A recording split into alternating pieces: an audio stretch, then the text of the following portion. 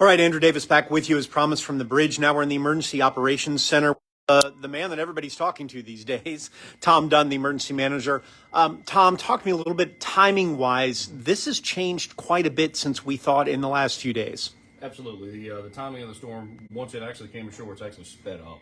So now we're looking at the beginning of arrival of tropical storm force winds, probably around 2 or 3 o'clock today. So that is a significant difference in what it was yesterday when we were expecting 8 or 9 o'clock tonight.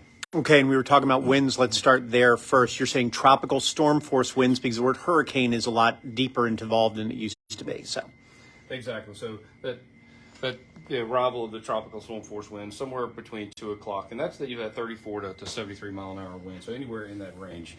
So that's what we're looking at this point. But while we are concerned about winds, water is going to be the biggest issue around here, isn't it? Absolutely. We're still expecting a whole lot of rain. We've already had a whole lot of rain. And then when we high tides come tonight, plus the storm surge we're expecting of 2 to 4 feet. So you put all that together, water's a concern and flooding is definitely a concern. Any specific areas which you're looking at right now? You know, I think a good vantage point or a good reference point is if you flooded for Irma, that's probably a good reference of what we're looking at potential for today.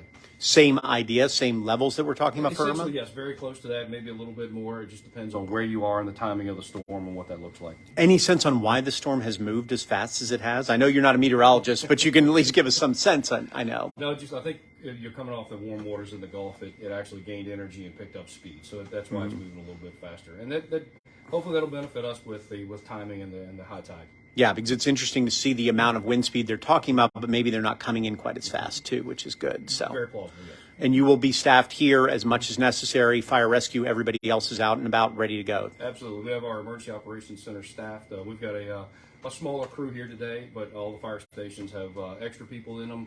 We also have 3 boat crews in case that we get some flooding, as well as 3 additional cut crews to be able to go out and cut trees down and make sure we can access the people that need help and open the roadways. So those are the services we're talking about. We've got to talk about the people, and especially Mayor Alan Perry here. Mayor, first thing off, state of emergency is now in effect for Hilton Head Island. Yes, sir. I signed that about 45 minutes ago, following suit with the county and the other municipalities of the state and also the state of South Carolina. So, yes, we put that into place.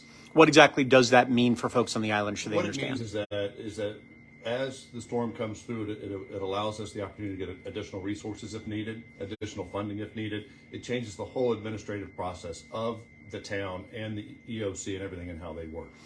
It's interesting because we were talking about the timing with Tom earlier. This is what you want to get out there for people to remember. This timing is much faster than we thought, and there are a lot of people thinking, I could work most of the day and be fine into the evening. Right. Go home.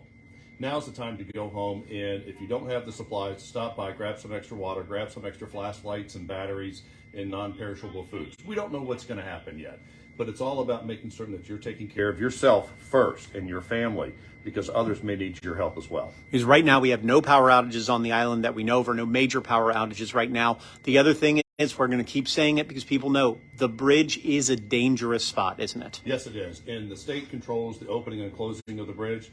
Most likely they will not close it. They want you to do what's right for you. If you've got winds of 45 miles, 50 miles an hour, 35 miles an hour, do not go over the bridge. Stay home, get home before that happens. Same thing with the beaches as well. Absolutely. So, people will see that if it's not raining, they may want to run outside and explore and do some sightseeing. Not the time to do it. Wait for the storm to go away. The tidal surges will still be around, so don't get in the water, please. Because you're talking about 3 o'clock coming in, Tom. How long will these effects last? Because I know we've got that king. Planning for isn't the beginning at 2 o'clock, but it's continuing overnight into the morning. So don't think, hey, it's 7 o'clock, let's go out to have dinner or something else out here, correct? Exactly right, yes. And Mayor, once again, just restate that for everybody. You want everyone to stay home and watch TV or do whatever they're going to do. So I want everybody to pay attention, right? And the best way to do that is to be at home. And with water around your house, don't go outside and don't go through the water. The animals are still out there. The gators are still out there. It is, copperhead season. So be careful in what you're doing. And as the storm comes through, and if it's a little bit less than what's expected, don't pay attention to that. Pay attention to what's really happening, because a tropical storm can still cause a lot of problems. So once again, state of emergency here. Wanted to give you a look at the guys who are working so hard behind us. They've got the storm up. They've got everything up that they need to make sure they get to your calls. There is a state of emergency on Hilton Head Island. which means they are prepared and make sure they get the funding that's needed for whatever equipment, whatever situation comes up to make this happen. We're not going to show anybody's personal information, which I know is the biggest fear on that one. But so once again, stay off the roads. This looks like it's coming in later this afternoon instead of this evening, but it's still a danger on into the night. And we will keep you updated right here on Facebook, on our website, also for the town of Hilton Head, and everywhere else that you could possibly find us.